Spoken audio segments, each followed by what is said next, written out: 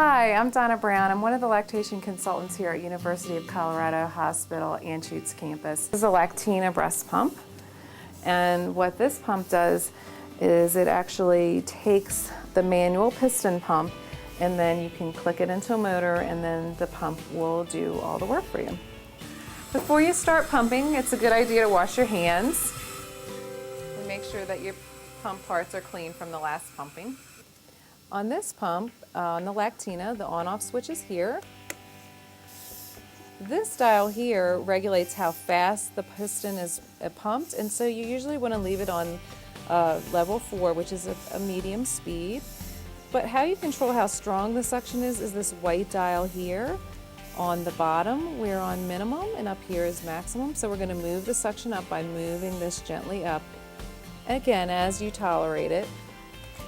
This is at the highest setting right now. If you want to, you can do a little bit of lubrication on the nipple first with some lanolin, just so that the pump flange will slide smoothly. Just make sure the nipple is centered very well in the flange so that it's not going to rub on the sides of the flange and cause irritation.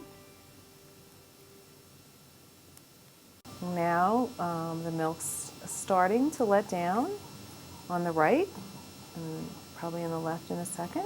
There are different size flanges, the part that fits over your nipple. So if there's any question about how that's fitting, we'll want one of the nurses to look at it and help make sure you have the right size that's not too small for you and causing you any additional discomfort. So we don't expect pumping to ever be painful for you, but some moms may need to get used to the sensation of pumping. And so at first, it may feel a little tender when you first start pumping.